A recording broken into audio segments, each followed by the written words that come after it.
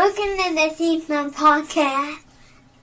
Oh, it always makes me laugh. Welcome back. Friday night. How you guys doing? Welcome to the Snobs podcast. I'm Nick Manhattan.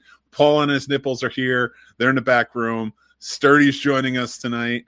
I'm going to go right into my reviews. No real big intro tonight because we're going to have an F-off episode and we're going to have a good time. And I want to get these guys on, but they haven't seen the movies. So let's get started with our reviews. Thank you for showing up and feel free to join in the comments. It's going to be all right. First review of the night is The Smashing Machine starring Emily Blunt and Dwayne Johnson. Now, the reason I went with Emily Blunt first is because I want to say right off the bat, she was absolutely fantastic. And now this movie follows, it's like the true story of Mark Kerr, who is a fighter, mixed martial arts fighter and a wrestler from way back in the day. He helped really kind of pioneer Pride and UFC coming in and just ushering in the fascination and love for mixed martial arts. And he was one of the guys. He was like legit fantastic from everything I read. I did my research. I wasn't a huge watcher back in the day, but I will tell you, everything I did my research on this guy, he was really good. And I really had a good time watching this. It wasn't anything that blew me away. I really wish I didn't hear all of like the fluff and pomp and circumstance that they put into this movie, saying there's standing ovations for it. It's changing the game. It's a different movie. Dwayne Johnson deserves an award. I didn't see that in this. Like, I saw a good drama from A24 and he did a good job. I don't think he was the highlight. He was a better actor than some of the side characters that we get in it, but because they weren't actors, they were actually mixed martial artists who came in and knew Kerr and were being a part of it, and Kerr himself in the film as well. It was a story of like just following him kind of getting older and kind of wanting to achieve a couple of more things before he goes. Like, this is about 10 years before he retired, but like that popularity was really surging. It was kind of like the trials and tribulations he went through, his relationship and other things going on. I think you should check it out for sure. I gave it a 3 out of 5. The only thing I will say, if anyone should be nominated for this movie, it should absolutely be Emily Blunt. She brought it. Now, as far as everyone else, like, it really does shine on the direction. I don't think the direction was great in this movie. I know Benny Safdie a little bit. I like his brother's work a little bit more, but he seems all right. Like, Uncut Gems was good, but it was he and his brother together for that one. This one seems a little stale at times. The pacing can be off a little bit. It can drag. And sometimes you're just kind of like, why do I care about this? This isn't full on drama. This is just something that they're kind of trying to pass off, little like Hollywood tidbits, I would say. It doesn't even really feel like something that would happen in people's life. I don't want to spoil it for you because it is still out in theaters and it really didn't do well. And I don't think it deserves as much hate and vitriol as it got, or even just like kind of counting it out. I do think it's good enough to go check out. But overall, you might want to wait for streaming. It probably will be out very soon. But if you do want to check it out in theaters, like the big action scenes where he's fighting in the ring really did play well. So that's something you might want to check out and see for yourself. Again, I gave it a 3 out of 5. The Smashing Machine, pretty good. This is one of the ones this week I watched that I really did kind of enjoy very much. I appreciate you watching that one, but let me get to our next and final review for the night, Tron Ares. This one, not so much. Now, I don't mean to be hyperbolic about it. I was never a huge Tron fan. That first movie, my respect for that first movie isn't so much in the story, isn't so much in the acting. It's more in the visual effects, the practical effects that went into it. Just how they filmed the movie. It was very monumental for its day, something that completely blew people away. And it was kind of opening up this doorway that we see far too often now, and it has been going on since then, is that using technology and putting humanity into technology and how that kind of works and plays out, it can almost get a little metaphysical or supernatural at times. This movie just did it really well. He gets sucked into a video game and he's got to play his way out and, win back a business and things like that. And I didn't love it, but it was a pretty good story, at least. Tron Legacy, not bad. It looked nice. The music was really good. I think that was the best soundtrack of all with Daft Punk. This one, I love Trent Reznor and Atticus Finch, 9 Inch Nails for this. And the soundtrack for this is phenomenal. The way it looks is fantastic. This one now tells the story of basically that world, the Tron world, the grid world, coming into ours using technology like AI, 3D printing, stuff like that. There's a lot of very cool elements to it, visual effects wise. I did like the 3D printing type of thing where, they would even shake off like the extra bits that kind of get stuck as it's printing it out. It The story overall was kind of boring. I didn't really care. It felt like I was watching a 2-hour music video for the most part. Jared Leto wasn't anything special, and nobody in here really kind of blew me away. And it really doesn't follow its own science at times. Sometimes the characters are very emotional, even though they're not supposed to be because they're from this world. You do get Flynn in it. I will say that Jeff Bridges has kind of been doing the rounds, so I don't think it's any type of surprise. And it was cool to see him, but at the same time, it's almost like they did this passing of the torch, building up to do more movies within the Tron world. But who knows how long that's going to take? Come out like once every 20 years or something like that. And this is just one of those movies that I feel like as it's coming out, it just doesn't really do anything, just like Tron Legacy. That first one was monumental because it was different. These last two, and especially this one, is why I gave it a 1, because the visual effects and the music looks great. And you could tell a lot of work, and always give some points to the amazing crews that work on it and stuff like that. But I wish the story was better. Disney seems to have sold out, where it's corporation versus corporation. One's good, one's bad, and AI is going to save us. And it's like, come on, it's a little heavy-handed. But overall, I say skip it. If you want to check it out, go for it. I would wait for streaming, though, if I'm being honest, because this one just doesn't hit on any other than that music and the visuals. But it's not really worth sitting in a theater for 2 hours just for that. That's my reviews. I hope you enjoyed them. This is Tron Ares and the Smashing Machine. Go check them out. Whether you're checking them out individually or here on the podcast, listening or watching, I appreciate it. But we're going to get to our next part of the night, where we're going to bring in, it's our F Around episode. We're going to bring in my partner in crime, Paul. How you doing, buddy? I'm doing great, Mick. How are you? Doing good, man. I got the reviews done. Now let's bring in our good buddy, Sir Sturdy, who's here with us. Howdy. Uh-oh. I'm here to cause trouble tonight. I'm just telling you guys right now. Oh, We'll call you Buzz Lightyear the whole night. It's fine. I thought it'd be fun to talk about oh god, now I get it. Stop throwing me for a loop. I'm a little out of it too. Yes. Maybe I need a margarita. Ooh. Yeah. I can make you one. Ooh, what do you put in your margarita? Just straight liquor, nothing else. I like it. Just straight up. Straight up, just pop it all in there. See what it's just it's like King's. It's just a mix of all the liquors. I don't blame you. But guys, welcome. Thanks for coming on the show, hanging out. It's Friday night, having a good old time. But before we get started with what we're going to F around about, let's get this done. And that's our top 5 movies we hate. All right. I asked each of you to bring up 5 movies that you hate. I put a parameter on mine. I hate these movies because of one actor that is in all of them. I'm not going to say who that actor is. It's an Easter egg that people can go and try and find out for themselves. When you guys are ready, Sturdy, our guests always have the first go. What's so many? All right. Oh boy. Okay. I was looking because there's 2 movies that I'm looking for, and I forgot the title of one of them. So I'll name one because these 2 go together. It's Morbius and what is it? Not Black Widow. Oh, Madam Web. Thank you. Madam Morbius and Madam Web. Dude, Tron Ares is this year's Madam Web. Listen, we reviewed those. I want either last year or the year before. I forgot when they came out. I think last year on Popcorn and Pint. And I wanted to like them. Like, I remember watching the Morbius trailer, and I was like, this looks pretty dope. I was excited for it. And then I watched the movie. And I hated both. That's some of the worst superhero shit. That's up there, I should say, down there with those Batman that came out in the 90s. For me, those were just god off. You're talking about Batman Forever and Batman and Robin, right? Not Returns. Yeah, I know you love Returns. No. Listen, Batman Returns and Batman from '89 are not only my favorite Batman movies of all time, but they're probably up there with some of my favorite movies of all time. Not gonna lie. Listen, there's a lot of crazies out there in the world today, and if they hear you say you hate all '90s Batman movies, they might. We got to save Returns. Oh no, I love Returns and I love '89. But the other 2, I mean, there's a reason why Batman didn't come out for a while after those 2. Yeah, Batman Returns and Batman '89 are 2 movies that when people start arguing about Batman versus Superman, when Batman just kills people and they go crazy and they're like, he was just shooting at them. I'm like, did you not see Batman '89 and Returns? Because in Returns, he literally put dynamite down one of the clown's pants and then threw him into the sewer to blow up. And it does. So I need those. I think those 2 movies, just because they're mentioning them real quick, I think those 2 movies I need to start watching one back to back. They're real. I'm gonna watch them around Christmas Eve and Christmas. That works. I think watch Batman around Halloween time and then watch Batman Returns around. Maybe even Thanksgiving. And I would.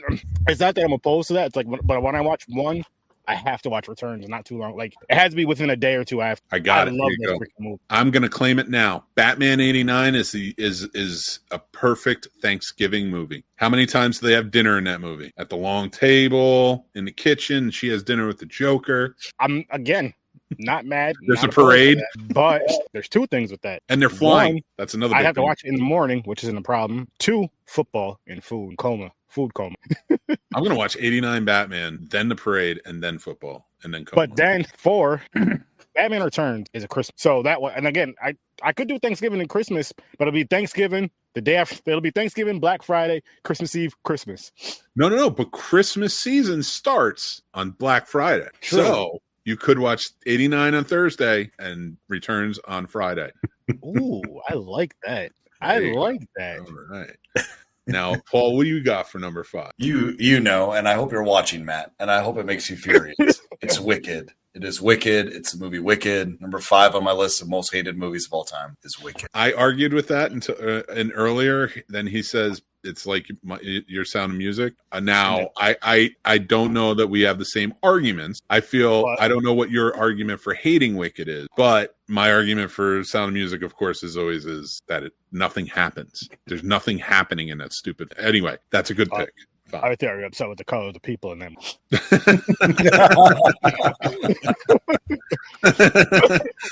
Kind of. You know, the Sound of Music, I don't hate that movie. It's a weird comfort for me just because I grew up with it, watching it so much. Most people did. I think it's more nostalgic than anything else because watch that movie with an analytical eye. Nothing happened. No, I agree. I just still didn't hate it. Just kind of gives me that like kind of comfort.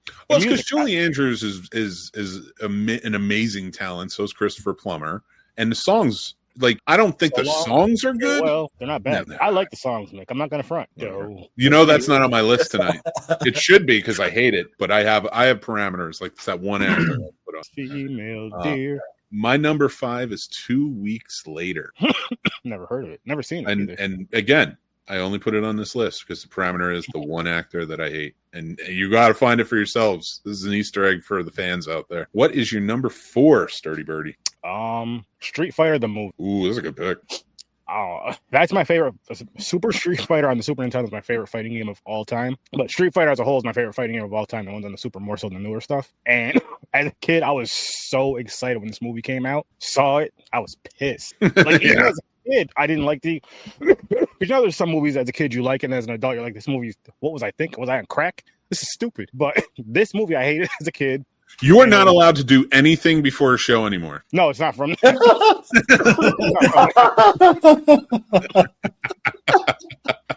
Well, actually, anyway, I was like, how do you not follow the story? Just like the little booklet, reading about the characters in the little booklet. You couldn't pull from that. And the one time you can get all American, you pick a French guy. I love it. Well, first of all, he's the muscles from Brussels. Calm down. I don't know exactly where Brussels is. Is that in France or is it in Germany? I don't know. Or Belgium. I don't know. I'm terrible when it comes to all that shit. I don't even know what exists anymore. I like how none of us know. Is Brussels? It's the capital of Belgium. Never mind. He's from Belgium. I think he lives in France, but he's from Belgium, I guess. He should have played Guile. But no, terrible movie. It hurt my feelings. You know what? Let's put a pin in that because I want to bring up the new Street Fighter after this is done. Because I got questions for you guys. Paul, what's your number 4? My number 4 is one that it was a rewatch, but I put it on 2 mornings ago as I was getting ready for work and realized how much I just hate the movie. And that is Hot Shots. Oh, the first one? Yeah. I like part 2 better. Okay. Yeah, I forgot how much I hated it, and I was watching. I was like, everything about this just upsets me the fuck out of me. I get I should be funny, but I'm just like, oh. Well, do you like spoof movies? Like, do you like and stuff like? All right, wow. Yeah, I love that shit. Right. Maybe it's because I regard Top Gun a little too high. I'm like, don't. Which one's your favorite? The first, second? Top Gun? Yeah, the newest one. Yeah, me too. I thought the newest one was such a great movie. All right, my number 4 is Zoolander. I think the movie is hysterical, but for this purpose, because of that one actor, I hate it. You can figure it out for yourself. Number 3. What's your number 3? Dirty Birdie. He's like, I gotta go look it up. I gotta find one that people hate. Oh no, I have my list right here. I'll just doing some other. Saint Elmo's Fire. Oh my god, that would definitely be on my list. That movie sucks. Really? Yes. Yeah, that's a terrible movie. That's a feel-good movie. I mean, For I'm not you? saying Feel good about what? yeah. What are you feeling good about? I don't know, just about life. Just makes me realize I didn't fuck up as bad as I think I did, I guess. All right. Well, So to pick you up, it's like, listen, Yeah, I watch this there and I you feel go. down about myself. I watch white people fuck up. Yeah.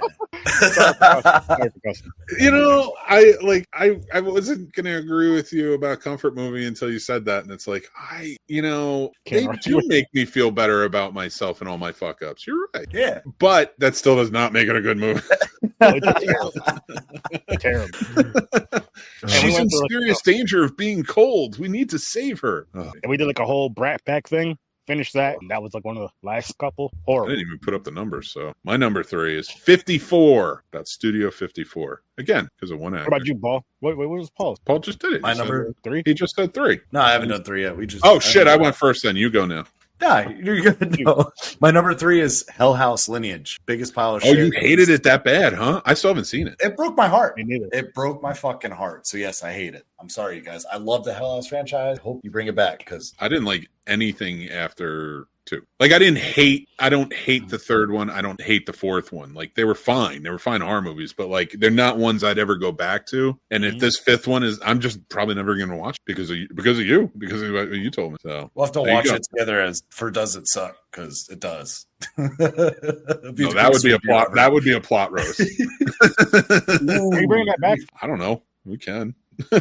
I liked plot roast, but nobody ever wanted to do it. Where we watch shitty movies and then just make fun of them. I want to talk shit about bad movies. All right, let's do it. That's pre-recorded too, so it's easy. I don't have to worry about doing live. Oh, I've shortened on that. I got some What's movies for you guys. Oh my god! Yeah, I'm sure you do. If you say the stupids, I'm done. I'm out. I want to see that so bad. That's what I'll made watch Casey, it with you. You just tell me the day. That's It's what so made good. Casey quit plot roast. Between that and Blood Lake, I'm so proud of Blood. that. He watched Blood Lake, and then we got the stupids, and he goes, I can't. He's like, I can't do it. Doesn't that He's make you feel good and special though, Paul? Like we were the ones that did that. That's something to feel good about. Nobody else can do that but us. Yep. Yeah, It's but that the black difference crown. being, you think your movie's terrible. He loves his movie. I do love that. Doesn't mean it's a good movie. I love Frank's Killing and it's terrible, but it's hilarious at the same time.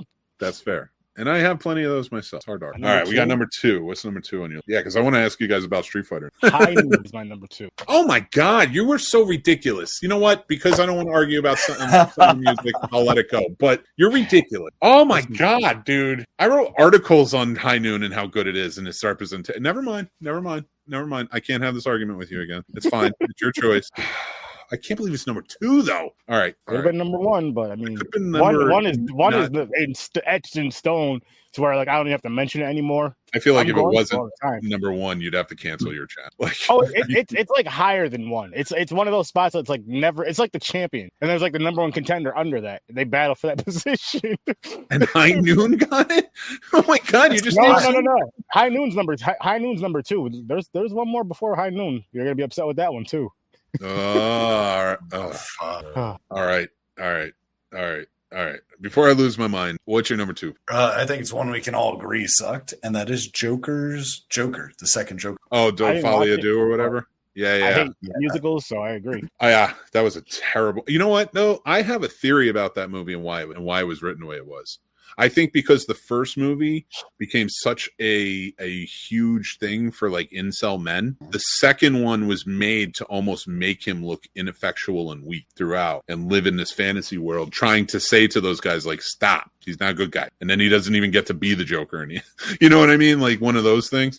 I'm not defending it as a good movie. I would love to know what Todd Phillips was thinking when he wrote it. Like, was because it felt like that the entire time I was watching. I was like, you're trying to correct, but you're not doing it wrong. All right, fine. My number 2 is Ghosts Can't Do It. How do you know? 1989. I don't know. It's from a movie. It's about basically. I've never even seen it, and it's on here because of that actor. But I'm gonna watch it though. This is on the list now. It's about a movie about a woman who's in her 20s dating a man in his 60s. He dies, and then he's trying to convince her to kill a younger guy so he can possess his body and be with her. And it's like a romantic comedy. Of course it is. It sounds so crazy, but that's my number 2. Let's get to our number 1, and then I got questions. What's your number one? You sure? Sturdy? You sure? Can I go second to last of this? Okay. I would say I'll last. tell you what. I'll go first. We'll go reverse. I'll go first, Paul, then you finish it off. Okay. All right. My number one is The Little Rascals. Hmm. And that might give away the act. I purposely stayed away from his most famous movie. You figured it out, didn't you? I get it. I got it. Yes. I won't ruin it. Yes. I get All it. right. Yeah. I have Let no the Easter idea. egg sit. Let the Easter egg sit. We'll tell you off air. All right. I gotta cool. be Paul, what do you positive. got? My number one is Strangers Chapter 2 because That is terrible. Yeah. You know what? Like, if I did a real list, that might be on. your list is real for you. It makes sense now. It is. all It makes sense when you know the Easter egg for sure. Thank you. I knew you'd figure it out. I didn't know you'd figure it out this quick. Not that you couldn't, but because we're live on the air, I thought you'd be a little preoccupied. But hey, you looked at you thought about Little Rascals and figured it out. Yes, I did. It took me. Yes. It took me a minute. Smart. All right. Paul gave his. Now it's up to you, Sturdy. What's your number one? You want to make me big for this one, Mick? Oh yeah, I'll do it. Let's make it big. No, that's me. There you go. There, you guys ready for this one? Yeah. I actually smiled when I picked it. It is The Unbearable Weight Talent. That's not fair. You haven't seen it. No, I'm just kidding. Because I put a movie on here. I didn't. No, I did see it. I had to watch it. We had to watch it. We reviewed it on Popcorn and Pints. We reviewed that and Bruce Campbell's movie. That was like him in the movie mostly. Why did you hate that? I don't understand. It was fucking terrible. Listen, you can ask my wife. You can ask my wife. When I was watching that movie, every time she looked at me, she was like, "You look pissed off." I was Pedro angry was great, watching this fucking movie. I hated this damn. I never want to see it again.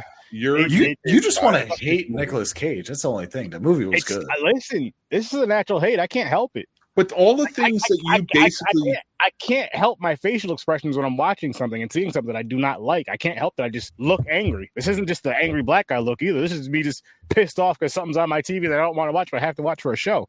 You know? So, well, yeah, trust me, we've all done that. Yeah. So your list, Nick, it all makes sense. I love this. I can't wait for some fan to figure it out.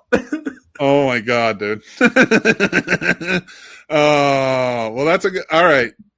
I do want to thank you for watching, but if you're watching as a clip or in the watch, but I have to ask a question. Yes. Is it really just Nick Cage? Because even in that movie, he kind of makes fun of all the things that Nick Cage is known to be. I can't stand. I really cannot stand Nicolas Cage. Like I can't stand this. When he's making fun of himself, I can't stand to look at him. Hear it's just one of those. It's just one of those people that you just cannot like. For people nowadays, it's Donald Trump to a different level and a more serious level. But that's what it is for Nicolas Cage for me. It's been like that for fucking ever. I just can't stand him. Like that's a celebrity I would never want to fucking meet. I would walk out. That's your top. That's your top statement. so Nicolas Cage messages you, says, "I want to be on Certovision." You're gonna say absolutely. He would say no. He says this all the time. He would probably have he would accept it, but have me host. No, I wouldn't even want to attach the Sturdo nothing.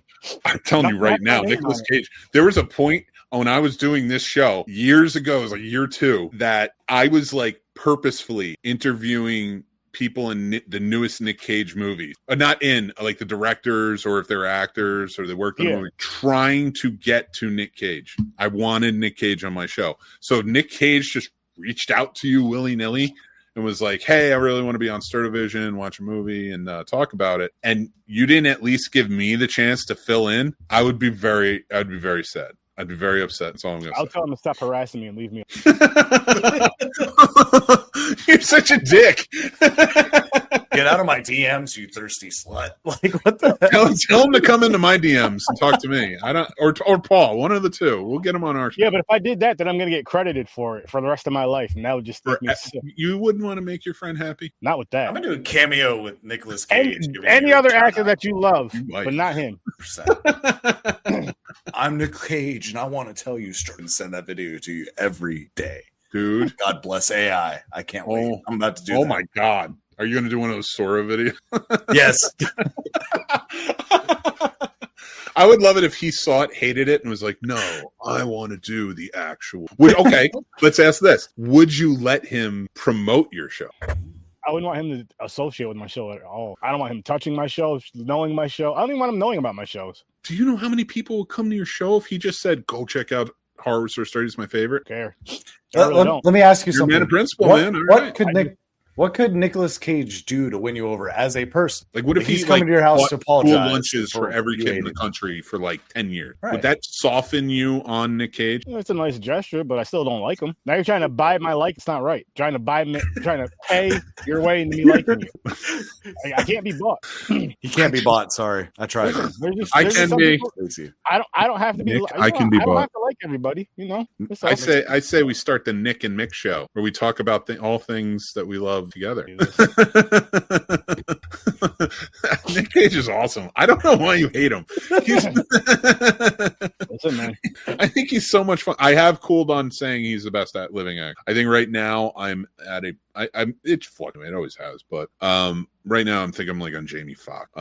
There was one, Michael B. Jordan's really good. Although who's just out? Who did I just watch in the movie? That David Johansen is really good. The one from The Long Walk, and so's is the other guy, Philip Seymour Hoffman's kid, Cooper Hoffman. Oh my God, they were fantastic. I didn't realize that was his kid until you just said that's Philip Seymour Hoffman's kid. Yeah. Do you see why he was such a good actor in it now?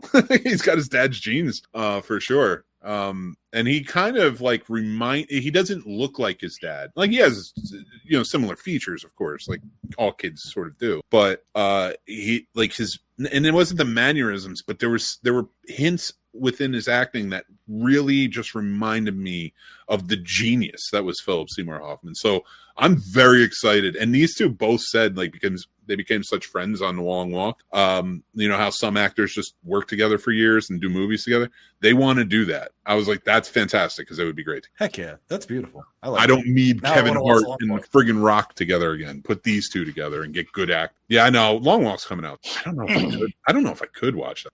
You're a little twisted, so I get it. What about Short Walk? Yeah. You want to go on a long walk? You're like, I'll take a walk. Whatever. I got my sambas on. Yeah, I'll listen to all of Sturdy's podcast starting at 1 all the way through, like I did with Scene Snobs. Perfect. Walking the Mick's house. Plenty of listening time. Yeah, but you'd have to like bring a few phones or whatever, or like whatever to play them on because the battery would die. True. I'll just steal someone else's phone. They don't need that shit. They're gonna fall anyway. I mean, I got why they didn't do it. They only had the radio because it was the '60s, but now you could. Well, you just gotta get a bunch of those. Charge them first. Them charger things. You just plug your phone in when your phone battery's low and throw them at the person in front of you. Oh, you could get a solar one. You're walking in the sun a lot. Ooh, smart man. What if you found one that generates through movement where you could charge it yourself? That'd be even better. Permanent. Turn yourself into your own hamster. Yeah. I could be the battery. I could be my own Matrix. Holy shit. Dude, that walk would be wild. That whole thing was just you got to watch that movie. It was phenomenal. What movie? I think you'd like it. The Long Walk. Nicolas Cage is not in it, so and he's nowhere near it. Step up. Good. Who's your favorite Coppola? I don't know Coppola. I love it. You made me snort on that one. Like Francis Ford Coppola directed The Godfather. Talia Shire played Adrian in Rocky, and she was also in The Godfather and lots of other stuff. She's his sister. Nick Cage is his nephew, not through Talia Shire. Who else is a Coppola? There's a lot of. Yeah, I'm not expecting you to name your favorite after I've just done that, but I am going to ask you this. We talked about Street Fighter, and they are making a new Street Fighter movie, and I have the cast right, and I would like to talk to you about it and see what you guys think. Oh my god, Are you going to pull them up? Because I don't know what any of these people look like for the most part. I know 50's in it. That's easy. He's Balrog. That's believable. He's the box. You don't want to use Mike Tyson because that's too. You'll just look at it as Tyson. That's the Balrog. But he's so old though. 50. The main character looks like this, Sturdy. Oh, I was close. All right. So we have Noah Centineo, who is playing He-Man in the live-action He-Man. He's going to play Ken. Wait, who's playing Ken? Noah Centineo, however you pronounce it. But the kid on all the way right here, like right there. Okay. Above Spitty. He's playing the new He-Man, so like he's bulked out, so I think he could pull that off. Roman Reigns from wrestling as Akuma. I don't know. I don't know how good of an actor he is. He never speaks in any movies, but like in wrestling he can talk. So I guess I don't know who Andrew Koji is. Oh, I like him. I didn't like him in Snake Eyes, but I did like him in Warrior. That was a good show. And he was good in Bullet Train too. So. Well, Boy Kills World. That's right. Yeah. All right. I kind of dig that actually. How do you say David's last name? Ryu. He's playing Ryu or Ryu. Yeah, I don't remember. I gotta say, I don't know the guy's acting. David.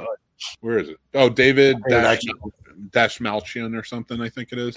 I can never. I heard it in an interview for his newest show, Murderbot, which was fantastic. If anybody wants to see it. I just love him. He's creepy. Yeah. He's dark. I follow him on Instagram. I don't follow celebrities like that, but I follow him. It's fun. You know what would be kind of a fun, like, I don't know how they're doing this movie, but like if they did Ken and Ryu as sort of like more like Ken is more of a beach guy and stuff. Ryan Gosling would have been fun. Ooh, yeah. To play off of it. Just kind of like the nonchalant getting in a fight with his friends, you know. Cody Rhodes is Guile. I don't hate that. Who played in oh damn it. Conor McGregor was in the movie. Jake Gyllenhaal. He was good. I like. What about him as Ken? McGregor's a piece of shit. No. I was trying to think of Jake Gyllenhaal. What about him as Ken? Oh, why do we hate McGregor? Never mind. We'll talk about that off air. You need to look that up. Take that upon yourself and look that one up. I don't know him, but is he in a Commando remake? A Bollywood Commando remake? I need to watch. He's playing Dowson. I respect that. I'm down. Yeah, I mean, it's good to get honestly, Street Fighter is a movie that I feel like, I mean, you know exactly what country every person comes from that's in the video game. That's how they should represent the character. Agreed. Except for Blanca, there's no green. Well, he's from Brazil though, and he was originally human turned into it. Well, we'll get to him in a second, but this Kalina Liang, I'm sorry if I'm butchering these names, but she was the daughter in Presence. She was good, man. I like her. I don't know how she is as a martial artist, but she was good in Presence. I really liked her act. Nice. We all know David Dashmalchian from Late Night with the Devil and a million billion other things. One of the greatest character actors of all time. As Bison, maybe. I think he could Raul Julia was the best part of that original one, and he was the most. Wasn't a good. Even if he was the best actor in that, still wasn't a good Bison. That's fair, but you got to give him credit. He put his heart and soul into that, where everybody was like phoning it in. I'm like, and he had cancer for that throughout the whole thing. I give him credit. Like, hats off to him. I give him credit for what he did, but that was just a terrible movie. Anytime I saw Raul Julia in anything, he brought it. Honestly, I could stay with the surety he is one of my top 10 favorite actors of all time. He was fantastic in everything he did. And I'm not just talking about the Addams Family or Street Fighter. Like this guy, go look at his depth chart. Not even Kiss of a Spider-Woman, which he was great in too. Go watch that one. Not that lousy Jennifer Lopez. Oliver Peck. I don't know. Or Orville Peck. So this dude just wears a mask. I clicked on it to not see him in a mask. He's a musician, I guess. Wasn't Vega Spanish? Yeah, he's from Spain. Yeah. All right. He's from South Africa. It feels even worse. It feels like an even worse choice for Vega if he was from Spain. Mm-hmm. Now, this one, even if he's from Brazil, I don't mind having a star in the role to play Jason Momoa as Blanca. I think he's a terrible actor, but he should be able to pull off Blanca. See, I think he has a wheelhouse. Like, you can't put him in like some big drama, but if you put him in a big fun movie, and not the star, but a big fun movie, I think he brings it. I think he's good. He has a good energy. He can't be the A character. He can't be the lead like Aquaman. He should have never been in that. He should have been. I'll tell you, that was a horrible movie all around, but he should have been nowhere near Aquaman. Yeah, he didn't, because he can't carry the movie. That's the problem. But my thing was, as a filmmaker, I will tell you, you want people on your set, actors who maybe aren't the best actors, and this is how I review movies too. Because like sometimes there's really bad acting, and I can let go of a bad actor as long as it's not egregiously bad, like they're really doing terrible on purpose almost. Mm-hmm. But for me, when I look at an actor, and also by the experience of filmmaking, you want to cast people who will bring a good energy. So like if you have the choice between, hey, you can have this actor in your movie, probably get an Academy Award because he is that good of an actor, but he's an asshole and he brings the energy down. Or you could have this actor who maybe will never get nominated. You never know. It's a shot in the dark, but he can bring a fun energy. He's just not as strong of an actor. You're going to want that other actor. That's why Robin Williams probably showed up in as much like independent movies as he did.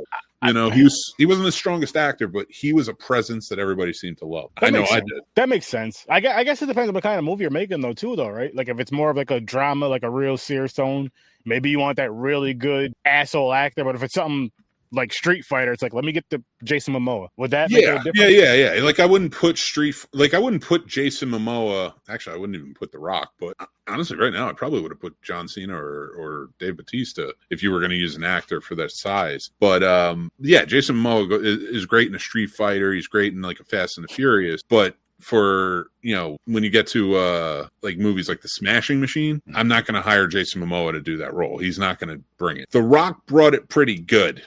And like that's the level where I'm like, this movie probably would have done better if you had a better Bautista. I think he could have brought it. Yeah, honestly, right now, after watching Peacemaker season 2 and Heads of State and a few other things, I'm on the John Cena train. I've always kind of liked him. You know, he may be, I don't know if he's an asshole or a nice guy in real life, but he seems like he's kind of got his shit together and he does his thing. You know what I mean? Like, and he knows who he is.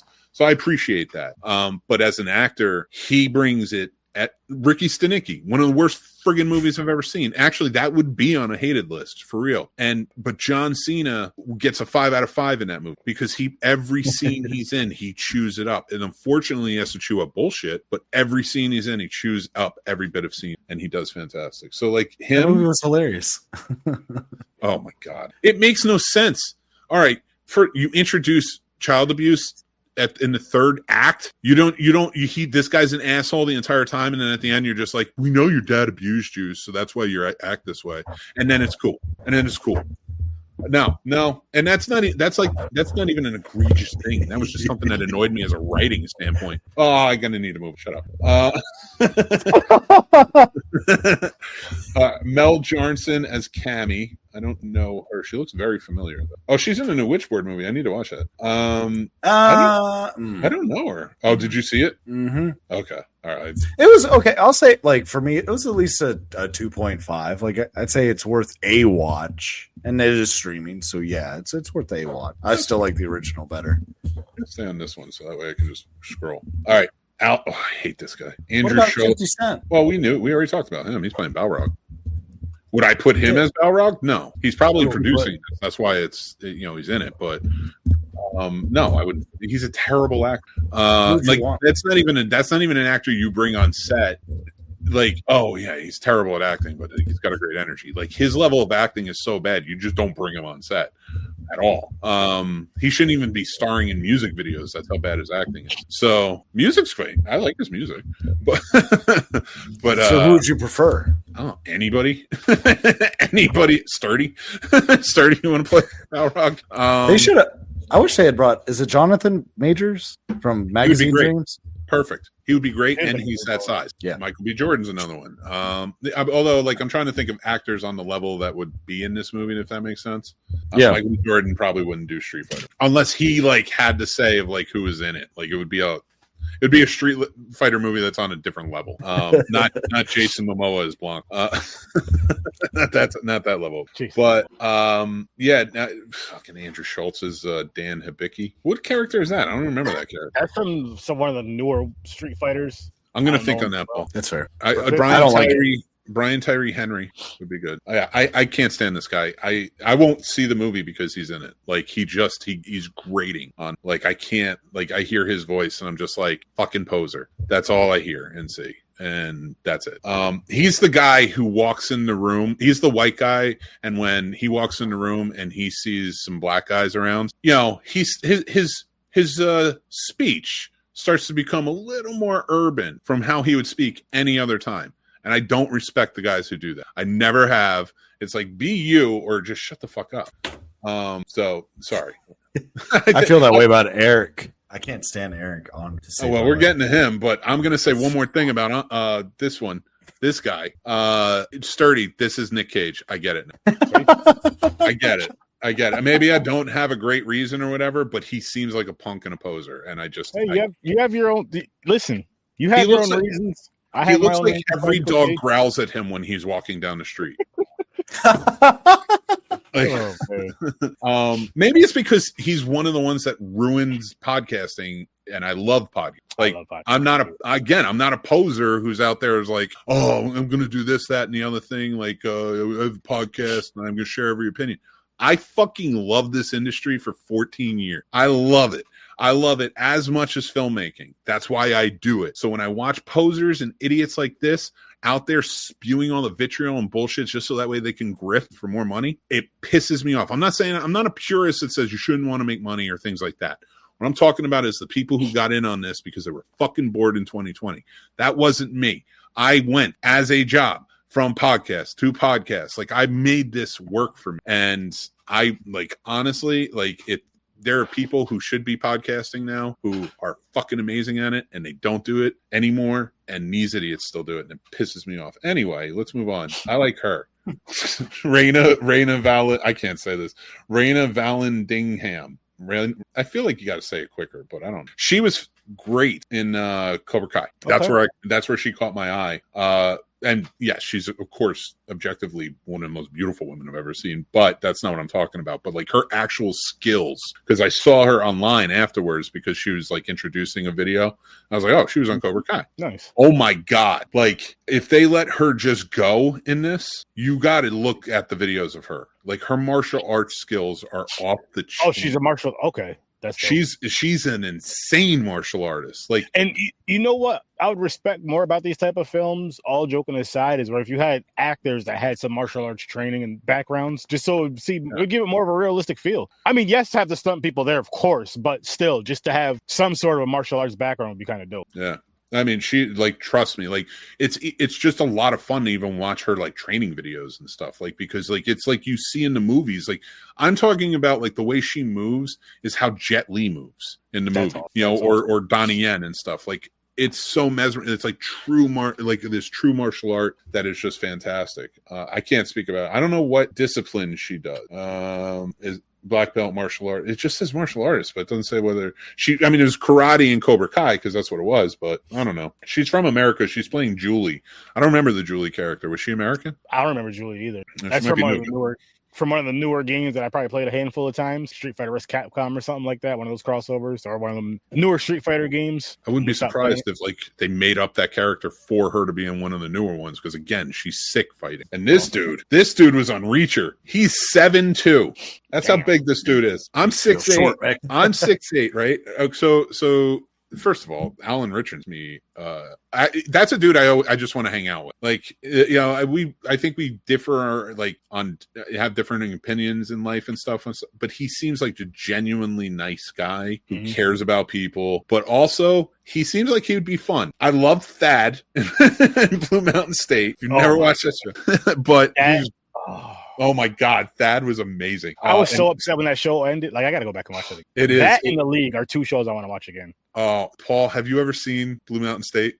Listen, Paul, if any one of us, and I'm talking about out of everyone we know collectively, if any one of us would love that show, it's you. As a matter of fact, I'm not gonna lie to you. I can think of 7 characters on that show that remind me of you right now. That's hilarious. Yeah, that's just I promise you, sit down tonight, put on the first episode. It's only like 20 minutes because it's like a regular sitcom, right? Put on the first episode, and if you don't like it or you're like, hey, I'm not going to stick with this, I'll shut up forever because that's like there's no way. It's on Prime.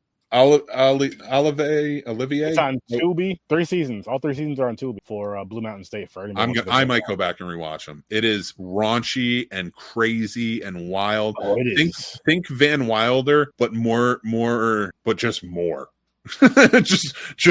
just even funnier and more. Is it cool if I drop the link in here, Mick? For Tubi for Blue Mountain State? Sure, absolutely. I'll promote Tubi, free movies. Yeah, so I guess his name's Olivier Richters. He's playing Zangief. That's the big Russian dude, right, with the mohawk? Yep. This is perfect casting. He even is Russian, I think, or he's from a country near Russia. Oh, Dutch. Yeah, so very near Russia. Yeah. So it's like, it kind of works. Now you know what's cool is when Street Fighter came out, is when it was called USSR. It's dope though. So the plane flies there, USSR, and you're fighting Zangief. That's true. I hope that's in the movie. I hope if that does happen, that's the only time we ever see the USSR ever again. Eric, Don Savage. I don't know him. I'm a strictly Street Fighter and Street Fighter 2 type of guy. I was more of a Mortal Kombat, and then I really got into tech. Fair, that's fair. So I like Streets of Rage. I was a big Streets of Rage guy. Oh, dude! I mean, my game back in the day was Ninja Gaiden, and for NES, that was my game. I loved that. The bosses, man, there were some, and they came out with like a new game. I think it was for PS2 or PS3. I do not remember it at all, but I can remember that first one. Is Don Savage a guy in Street Fighter? Again, it's probably a newer guy. I'm assuming. E Honda, is he one? Yeah, he's an OG. E Honda's an OG. Oh, okay, dude. He's that's been a long time. slim. E Honda's a sumo wrestler, isn't he? Oh, well, they He's might be big, changing it. They might be big. changing it up because I mean, I don't know if sumo wrestling is as popular as it used to be. He's Japanese. He's big. I don't know. Maybe he's not a sumo wrestler. I'm not sure actually. I think you're right. I think he is the sumo wrestler. Yeah, isn't he? actually, no, he is. He is actually. So they might be changing up because he's a Japanese wrestler. Okay. They might be He's doing still a that. wrestler. I mean, That's still good. keep it within Japan and something like that. And he's still a wrestler, so I respect. Yeah. Alexander Valenco. I don't know. No, Mick. Let's try that last name one more time. Volkanov. All right, I'm so bad at names. Alexander Volkanovski. Sure. Volkswagen. If you know it already, sure. Well, yeah. If you know it, great. Whatever. But I just want to see if you can figure it out. That's all. I'm trying. Russian names are tough, man. There's too many syllables. He's Australian. A lot of K's and Z's. Like it's too hard. I can't figure it out. Oh, he's Australian. How's he Australian? That's a Russian name.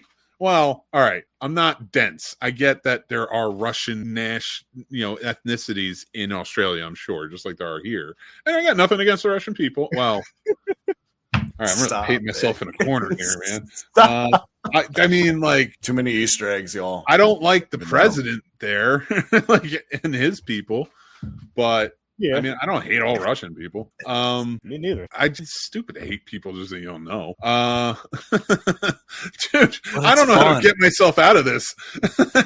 The only thing that's running through my head at the moment is an episode of the Hogan Family. And yeah, no shit. An episode of the Hogan Family where Sandy painting the floor literally paints herself into a corner and is just stuck there having to wait for somebody to come home or the paint to dry. That's the only thing in my head right now. Have you guys ever seen that episode? Let's talk You about should it. have taken the red pill. That's your problem. No. I'm blue pill all the way, baby. I like convenience, comfort, chillaxing. Blue Chew. I like loving and kindness and being cool. Blue Chew. I don't need Blue Chew yet. Please don't jinx. I'm just saying. He said you should take the red pill. You said you're gonna go with the blue one, so I just threw that. Yeah, in the there. more relaxed one. The red pills all get like, oh, we're awake, and it's like, or whatever. One's awake, one. You know what I mean? Whatever. I don't want to do red pill shit. I want to do blue pill shit and just chill. I just want to have good vibes. I want to do green leaf shit and chill. No pills. All right, I'll take a green pill. We can, if you want to throw that my way, I'll take options here. Whatever you want. I was going to say gold liquid sounds a little disgusting. I'm talking about liquor. I'm talking about straight whiskey, y'all, or burp, not piss. I don't want to go into shower. I didn't drink red pill whiskey. I drank whiskey in years, and when it was the highest level of it was J&B, or sometimes I would order Blue Label. Yeah, nice. But J&B was like kind of like what I carried around in my bending the elbow days. So yeah, now I'm all about chilling, dude. Good vibes. I want that drinking no more. That's 55. You gotta calm down. That's the devil's juice. Yeah, man. Except for a good margarita. No. Yeah. Relax more. Enjoy life more. 55. That's what you got to do. Yeah. I have to figure out how to say this dude's last name still. I forgot it right after you said it. Almost immediately. Alexander Volkanovski. I believe you. I still, like you said it, and it's gone. Like it's I'm seeing Volkswagen. Actually, the 155-pound champion in the UFC right now. Dude, I got no problem. Yeah, if I got in the octagon with him, is he going to kick my ass up and down all over the place? I'm not saying that he's going to hit me like a Volkswagen. I'm sure. And a street fight, it's a little different. Flying elbow, got a little more room to breathe. Volkswagen has good safety features. It would never hit you. It would stop. Don't associate that with it. Hopefully, he doesn't have too many roles where he has to like really act. And it's more like fighting because he's not an actor. Oh yeah, I mean, we'll see. And then there's Kyle Mooney as Marvin, but yeah. I don't. That's probably a written-in character, because he is not a fighter. But yeah, all right. That's Street Fighter for you. What do you feel about this new movie? You feel good about it? No, but I gotta see it first. But no, I don't. Because of 50 Cent. 50 Cent should stay a producer. I agree with that. He was a good producer of movies. Not even that. I don't know. I don't know really. I got to see it first. But some days I just wish they would leave certain things alone, certain properties alone, because I know they're not going to respect it like they should, as far as how deep the fandom goes into it. But we'll see what happens. Like, I don't want it to just be cool fights. I want there to be a story wrapped with it. but that makes sense to the story with the Street Fighter games if you really pay attention to it, and you know what I mean, and kind of go from that. But they're gonna do their own thing with it like they always do, and not respect the property. Well, okay, so let me ask you this: both of what's a video game that hasn't been that you think should be made into? That's a good question. That's tough. Not one that's been made, because like it's already been there, and we could talk about remakes for days, or just like trying to boot it right. But I don't know, because like I mean, even like Contra was made into that. Basically Commando or Rambo. Little Big Planet where you're a little puppet thing and you're going through it for PlayStation, like a little puppet world. That'd be claymation. Oh, I like that. I mean, I think if you go with Nintendo, if you go with Metroid, you can probably do something with that. It's an alien, it's a movie in space, and I mean, as long as you make the story interesting enough, you could do something with sci-fi. It might not be the greatest, but I can kind of see that maybe. That's just off the top. That's a good question though. That's a really good question. About that for another episode. Yeah. That's a really good POV question. version of Phasmophobia, even though I know they're about to make that. So honestly, I don't dislike that. Like, make it a found footage type of film. I voted for like a horror comedy about a group of friends who are the Phasmo friends, right? And they go around. We talked about that. I liked the idea of making a found footage Phasmophobia, and it just kind of in your face, like, because it is scary while you're playing. Would it be with that?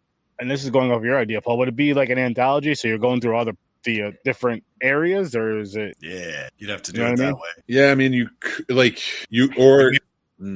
don't know they're in a game. So, like, if they get caught or someone dies, like, all of a sudden they're at the next map and they're just like, all right, you guys, just like how we play, right? It'll just be like, you grab this, let's go do it. And then it's like, oh, shit, well, what's going to happen in this house? I like that. I like the idea of that.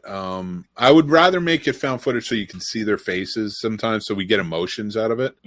But, yeah, like a good found footage and also, where do you go? What's the first one you kick off with? Tanglewood. No. Yeah, you do Tanglewood. Yeah, Tanglewood. I think you go big. I feel like Asylum, or what's that called? I would say small, because you could almost say Tanglewood. Maybe one of them lives at Tangle. Just like this crazy shit's going on in my house, and I mean, it's not go bigger. Yeah, and it's very, very believable that one of the friends has a camcorder, and that's just you know what I mean. Especially. So one of the friends has a camcorder or iPhone, whatever the case may be, but it's always recording. Oh my God. Okay. It's just a kernel of an idea, but so the cursed items, focus on those, right? So say they're all bought at a haunted shop, right? And now we know it as viewers, but since they're there, they have now haunted and cursed all these homes. And we can go to, what is it, 6 or 7? Monkey paw, Ouija board, circle, voodoo doll, mirror, tarot cards, and music box. 7. So if I'm missing anything, sorry. But so like you get those 7, and then you pick 7 levels. And now you go, and it's almost kind of like, it'd be a more elaborate found footage version. It'd be kind of like a VHS sort of thing, or if you wanted to keep it sort of together, I'm thinking along the lines of Cabin in the Woods, but you know how they were checking in on the other places, but instead of just checking in, when you check in, you're there, not just looking at a screen. You know what I mean? That'd be cool. Yeah. Something like that. Like there's an overseer in this, like, oh, this is Phasmophobia. It's like a TV show, and they gave these cursed items to people or whatever. And now they gotta, they have these people who have to go and haunt, and they give them tools, like they get packages or something. Like, and the more they get tier 1, tier 2, tier 3. I like. But I'd like it if they did a Phantom. It's got to be like present style, so it's got to be from the Phantom's perspective. Hey, that's what's fucking me up. Is like, what do you do for the ghosts? You could do that for Phantom. How fun would that be? Be like, don't you fuck? Like he's just talking mad shit. Just don't you fuck with me, and then some asshole like me comes in, throws a plate, then he's like, all right, throwing everything. Yeah, and then he sets everything. Wish granted. Yep. I mean, because honestly, something like that would kind of work too, because you always have the guy who doesn't believe anything, and you always have the Billy Badass.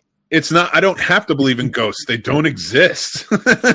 You know why that game scares me so much? Is because they do in that game.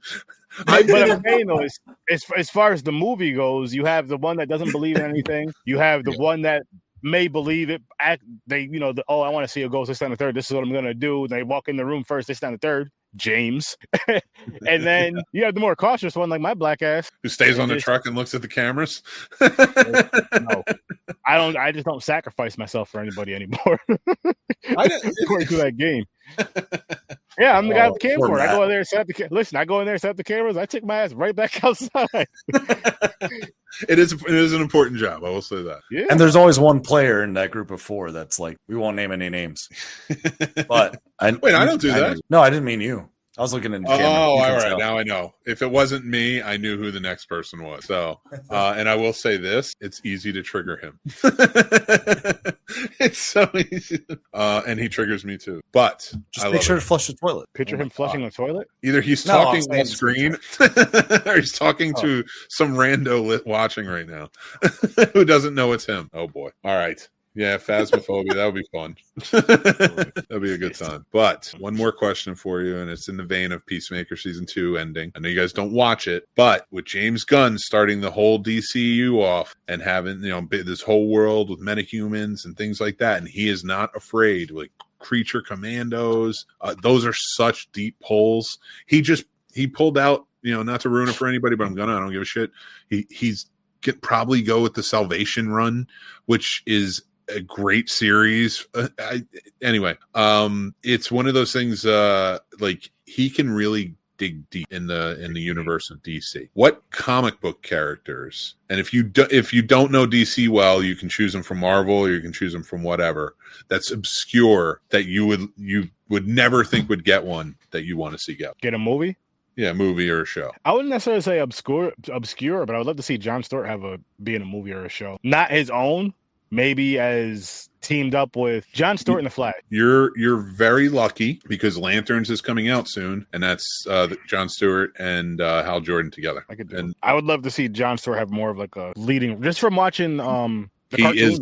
He is the lead. You know what I mean? Like Hal Jordan is going to play. It's Kyle Chandler is playing Hal Jordan, and he's going to play his mentor. And it's Jon Stewart who is like going forward. If that makes sense. I would check because technically they already introduced Guy Gardner, so the answers are there. What you got for me, Paul? Dr. Manhattan. Okay, just a solo for him. Yeah, I'd kind of like to see his version of Dr. Manhattan. To be honest, okay. I like James Gunn. I like his interpretations, and I like how he brings things out. So I'm kind of curious what Dr. Manhattan would look James Gunn style. That'd be interesting. Did you watch the Watchmen TV show? Mm-hmm. You didn't like it? I thought it was good. I mean, I thought it was good. I love that movie better. I don't know. I like the director's cut. I didn't like the theatrical, but that's the thing with Zack Snyder. Zack Snyder can make a really good long movie, or he can make really bad short ones. Yeah, I don't know. Like he needed 4 hours for the what are we doing here? But and Josh Whedon did it in 2, and no, they weren't on the same level, but you need it. It's like kind of like I never watched it again. I didn't give a shit. But what was Static Shock? It was DC. I would like to see Static Shock. DC. He's still, you know what? That's a good pull. No, a lot of people want that. I mean, the cartoon was freaking awesome in my opinion, and it would be dope to see either an animated film. I'd even be fine with a new series, like a new series, live action or animated, or same live action or animated movie. But it has to be done right, though. There's a lot. I would like to see. Actually, I mean, if we're really going with the villains too, because they're gonna make Clayface movie, which is gonna be a horror movie. I'm down for that. That was Scarecrow. I'd love to see done right. A Scarecrow horror film. Well, I feel like Batman Begins did Scarecrow pretty good. It did it decent, but if you could focus more on Scarecrow, I think it could be real. All right, deep pull. All right, these aren't that deep. I'll say this for now while I think of something like something like off the wall I like. But I would love a Tim Drake television show. I know. I think it was Dick Grayson. What do you call it? The live action Titans show. I would love a Tim Drake show. Tim Drake Robin, maybe as Red Robin. Jason Todd would be really cool to be a part of that show. But if I was gonna go with something, man, this drives me nuts because it's like a good question and I'm not prepared for it. And Paul's hitting like a different level. And like I got 2 more. I'd like to see Martian Manhunter and something. He's in a lot of things. Is he? I don't watch. I mean, besides the CW shows, I know he was in a part of those, which I did really enjoy. But I don't know about the movies. But I would love to see him, but more so in like a group of villains. But Scarface. He's the puppet. He's the older guy with the glasses. Oh, yeah. That done right can be real interesting and kind of creepy. Yeah, it could be really creepy. And I mean, it's like kind of like the whole of course, with the mental health thing, but just because it's like he thinks the puppet is, you know, all this other stuff, and it's wild, all the stuff that he pulls off, all the heists and crimes he pulls off with a freaking puppet. You know what? Now you got me thinking about Tim Drake again. Like putting Tim Drake, Red Robin, solo, where he has to go through Arkham but deal with the most deranged of the villains, like Scarface, Mad Hatter. You know, like I know the Joker is chaotic and he's mentally off the charts, but with his killing and stuff, but like these are the guys who try to get into your head, Scarecrow, you know, and they try to like, you know, mess with your head more, whereas Joker just wants to burn every ground. And I'll say another villain real quick, Killer Croc. Was he in anything yet? I mean, not really. I don't know how that would go. That would be interesing. Again, him not by himself. Mm-hmm. Maybe a team up. Maybe even him, because like I remember in the animated series, he was like at first he was like a hitman. Then he became like the kingpin of the group because hired as like a hitman for a while. Well, hit Croc, I guess you would say. I don't know, but either way, I think that again, him teamed up with somebody maybe or something, or working for someone could work. Paul, you got anybody? Nah, I mean, touch my hat. That's pretty much it. I don't know comics like that. Not that hardcore. I don't know the comics. I did Google, but I'm just honestly just thinking of like Batman the animated series mainly, and just some of the villains I seen on there, and just how, and honestly like how they a lot of times like how they use the villains in those cartoons specifically. Like sometimes it's just Batman against Joker, sometimes it's Batman against Joker, Catwoman, you know, against a bunch of villains, and I like that. Like I think that's more entertaining than just Batman against Joker and 17 different movies and then Batman against Catwoman and another. So you know what I mean? I like the whole we're all going after him this night, or we're all going out. Batman wants to be against Catwoman. I'd like to maybe see his interpretation of like pirate Batman. Oh, that'd be cool. Yeah, that would be a fun one. Or even like yeah, I like that. That's obscure as hell too. I like the Gaslight, Gotham by Gaslight too. Who is the guy with no face? John Cena. He's DC. James Gunn pulled the best prank by making sure that after that series finale, you'll never see John Cena. I mean, you couldn't see him in the first place. But you mean Two-Face? No, not Two-Face. Oh, the Question, the hero, the detective. Yeah. He's got no face, but he wears a fedora, and it's a Question. Him. That would be cool. That would be very cool. The Question, because he's one of those ones that like not a lot of people know, and I feel like with the Question, you can almost do a series, kind of get a little backstory, you kind of get to know him. But not a lot of people know the Question. But once you watch, I mean, I don't know the comic books, I just know him from the animated series, and just from that alone, I was like, yo, this character is dope as hell. I wish he was. The Question investigates the Justice League and other things. Like he's the guy who keeps them all honest. Him and Batman, I would say. No, even Batman more so. The Question is even more. Well, like I guess more so with Batman, so they're keeping their powers under control. Like if they ever, he knows how to stop. Oh yeah. You're well. That's not fair to say, because there was a very like fugitive Bruce Wayne and then fugitive Batman where he snaps and he becomes something completely different. Like he snaps and he starts. He's not the villain, not the hero we know him as. I got a question for you, Mick, because you know way more about comics than me and Paul combined. Fair, I'll try. What are a couple? No, this is more so of like some of your favorite comic books. Let's say, what are like 3 comic books, like comic book adaptations you wish they would make into movies? I'll say 4 because I hate odd numbers. You know, they tried. I always thought Why the Last Man would make a good TV show, and they tried it, and it did not. But they didn't push the brink. They should have. I'll even say stuff either tried or didn't try. It doesn't have to be stuff that they tried before. Just comics. It's hard. A lot of the stuff I read, like, because when I ventured out, it was in high school. Mm-hmm.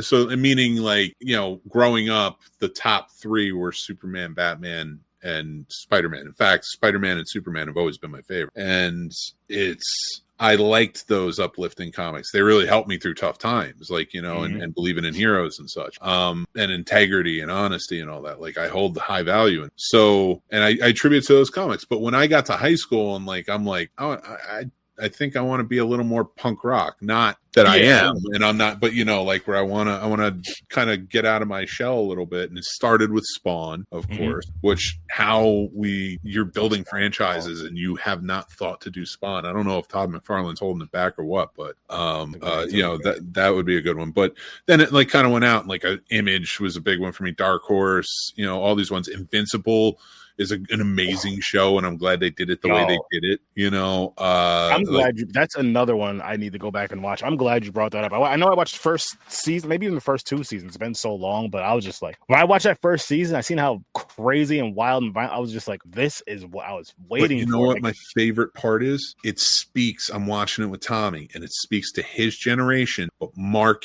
is that hero. He is Peter Parker. He is Clark Kent, and he holds those values, and that's what I'm so glad that my son's getting off that. You know, that's awesome. But just for me, I just love I love anime. I love the animated stuff, right? But I love like with the shows and they're fighting all that when they can go to that level of violence. Really, I'm like, that's so awesome. That's why I like the Superman movie. Like, it was more cartoonish, which I liked. It seems like the animated series of Superman. Okay.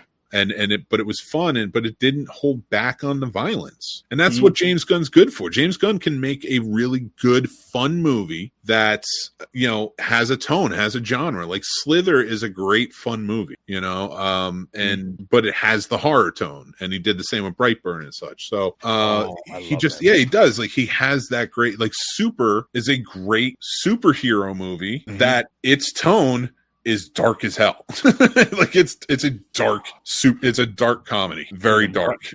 Like, it's rough. And Elliot Page is in it, and like, there's a scene in that. Now, I'm not gonna ruin it. Watch it, because it shocked me when I saw it. I wish Brightburn. I wish there was a song. I wish there was like 1 or 2 more of those movies. That was just and that how funny is that? How funny is that? That out of all the Superman directors, right? And there have been a few. They all got the job doing doing stuff that was kind of worked for Super, right? Yeah. Like, it fit. But the guy who made Superman a horror movie got the new Superman. I love it. And this is a new direction. You know what, though? Like, the way that he pretty much made that evil Superman movie, because it was the complete opposite of Superman, was just awesome. Because he did everything, damn near everything you wanted to see Superman do as a villain. Yeah, and that beauty of it, and my point to that is, I think the fact that he made Brightburn made him the perfect person for Superman, because he understands Clark Kent and Superman on such a deep level. He could go opposite and make such a good movie that is the complete opposite of what, like on a writings, like that like making Brightburn. Yeah, it makes sense. It's like you have a deep understanding of this character, because you can write something completely different, in the same character. Like, I don't know, that to me, that's me realizing genius. So like, that's just me, like, yeah. Hey, James Gunn, make a Brightburn too. Yeah, go for it, man. Take a break a little bit, give us some Brightburn. All right, let me ask you one more question, just because we did comic talk and we left Paul out, and I feel bad. Already has to say, what's a horror movie that's never been remade that you'd like to see? Storm of the Century. I like that. I like the first one. I love the first one, but I'd like to see it remade. To see, I don't even know what actors would be perfect, but oh my god, I like that. I mean, Cole Meany was so good, so evil. But come on in. Fuck. But who do you get now to play that character? Like, I'm not saying you can't find someone. There's plenty of menacing characters. Anthony Hopkins. No, it's too old. He's too. You reach your point. No. When actors reach a certain point of age, they become adorable. Like, they can do dramas and be sad, but they're just like, it's like, yeah, you can't be a killer. You know who was a pretty good warlock though is what's his face from X-Files that was in the witch movie. Witchcraft. Or no, not Witchcraft. The Craft. He was in the second one, but he's from X-Files. I didn't see this. I didn't see The Craft. So I don't main know. Actor from X-Files. Oh, David Duchovny? Yes. He could be a good warlock. I think he could make a pretty good sheriff. I could see him as a sheriff. Although, if you wanted to go younger, you'd probably want to go a little more heroic. Have you ever seen Storm of the Century, Sturdy? No. I think you'd like it.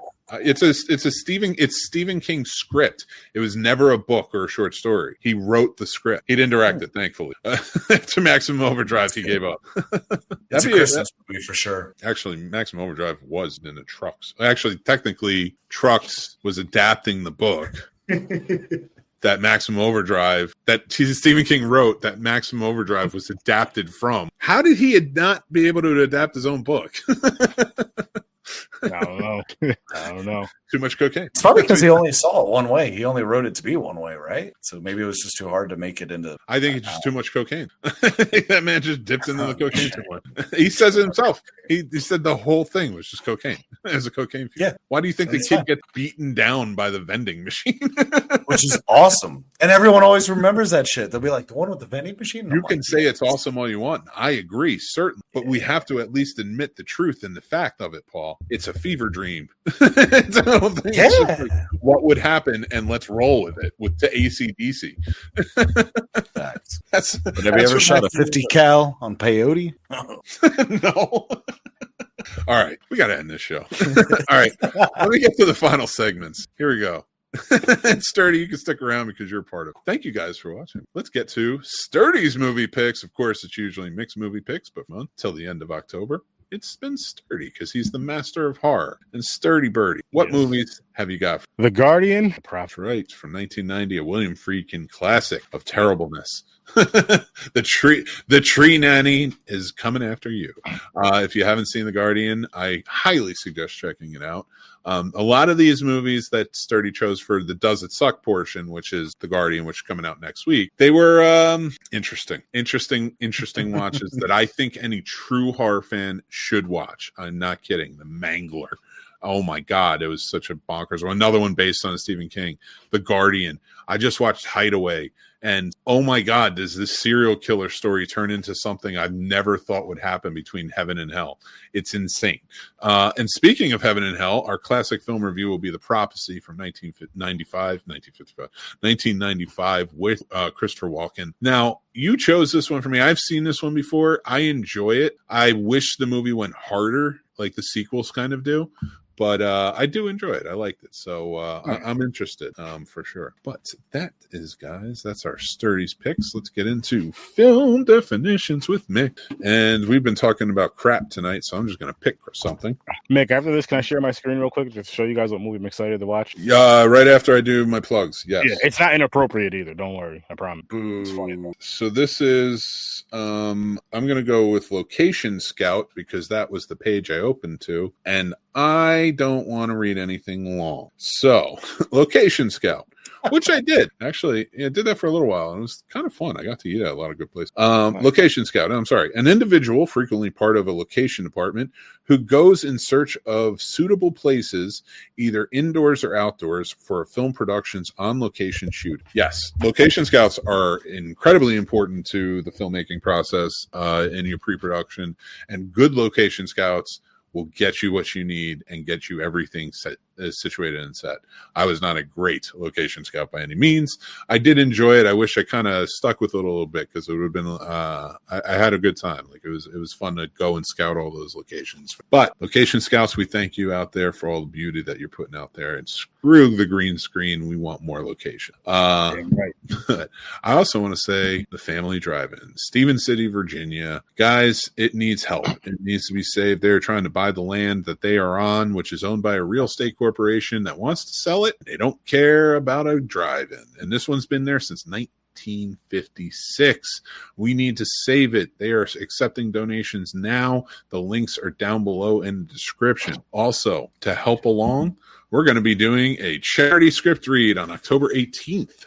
Saturday at 7 p.m. Eastern, right after a very special episode of the Scene Snobs podcast. We're going to be having a good old time, and we're going to be all donations go directly to the link for the Family Drive-In, and I cannot wait. I want to help this wonderful, beautiful, old, vintage piece of Americana that should stick around forever, and we should all go watch movies at the drive-in. And you know, but Sturdy, you said you got something you want to share. Why don't you pop on up and we'll see what you got. Yes, sir. And so, like, are you sharing like a nudie pictures? Because I don't want that. No. It's a movie title. It's a movie poster. It's a movie poster. All right, let's do this. Let's see what you got here. Oh wait, Diablo. What is this? La Chancla del Diablo. So my wife sent me this because she knew I would watch it. I think one of her coworkers sent her this because she knew I would watch it. So what did I do? Went to that group chat with all my Spanish friends. I was like, yo, I know a movie that would terrify you guys. Oh my God. But we're going to do it now. We're going to do a watch party for it. I can't freaking wait. I know it's going to be one of those terrible, hilarious horror comedy things. That's gonna be a good time. Yeah. And now, as our watch parties go, will you be doing this live like we've done in the past? It won't be live, and I don't know if I'm the one hosting it. But Maybe it's fun, though. Either way, I'm gonna be a part of that. I want to watch it. I want to see it. Oh, yeah. It looks. I'll so let you know. Oh yeah, I'll give you a D. I'll give you that. Just I was like, I have to, and I have a lot of Spanish friends, and they always tell me about this terrifying chancla that their mother or grandmother just. And I've watched a lot of videos on YouTube and TikToks and all this. Listen, people, what these Spanish women can do, and a bunch of other women, but I mainly seen the Spanish women and Indian women do this. The way they kick their sandals off and catch it while moving forward, and then they're accurate with it. Yeah. It's crazy. Like, yo. They should be in the Secret Service with that. What'd you just say? Kick that shit up and bang! I'm like, holy shit! How? Like they hit moving targets, literally. I laugh from it. I think it bends. Yeah, it. I don't know what it does. But I just know I'm glad my mother wasn't hanging out with a bunch of Spanish people back in the day because Jesus. Boy, he's got a shoe out, ready to go. He doesn't have the. He doesn't have the accuracy, though. He probably hit himself. All right, we're going to close out this show. I want to say thank you guys for watching. Before we go, though, let me thank our sponsors. Lestrauen, if you guys are in need of curtains or you are in need of shades and blinds, they are the one to go with. They're custom. You send them pictures of where you want them, and they will create them for you, custom made to fit your style. And I think that's awesome. Another one, go check out Story Society over on school.com. It's down below in the link. I'm sorry I mixed that up. But they're awesome. New platform for all creators that want to come on, filmmakers, things like that. Come out there, connect, network. They have daily like coffee hours you can get together, milestones to kind of achieve, things like that. Help you make your stories into movies and your content get created. So go check them out. It's a great platform for that. It's that link is down below as well. So sign up. Tell them Mick sent you. So Paul, before we go, you got anything you want to say? Hey, don't forget, you guys, we were talking about the drive-in October 16th/15 family is going to be doing a double feature there, Bloody Summer Camp and Slashers. And all those proceeds are going to the drive-in. If you haven't seen any /15 films, Bloody Summer Camp is what got me addicted to them, and all their movies are great. It'd be a lot of fun. It'd be cool to see it at a drive-in. If I live closer, I'd be out there. It's getting colder, you guys. Drink plenty of fluids, your vitamin C, your vitamin D, all that good stuff. It's about to be flu season. Mm-hmm. You already know. Be careful. Cover your mouth. Give someone tissue. Blow your damn nose. Keep watching. Wash keep your listening. hands. Keep loving the magic movies. Don't worry about that. Whatever, man. No, I raw dog trash. I don't give a shit. Oh, God. Well, listen, guys, I want to say thank you. I want to thank you, our guest, Sturdy from Horror with Sir Sturdy over on the Sturdo Vision channel. You guys got to go check him out. Follow, linked down below. I always appreciate when he's on. He has some great takes on movies, great takes on the pop culture and stuff like that. Geeks, we're friends. We're all hanging out, having a good old time. And we thank you for being a part of it and hanging out with us and just indulging into our whims of creativity and idiocracy. And you guys are all beautiful and wonderful. And I'm Mick Manhattan. That's Paul, y'all. And that's Sturdy Birdie. And we are going to get out of here. Remember to take care of yourselves. That is important. And until next time, go Niners. Shut up. Be kind and rewind.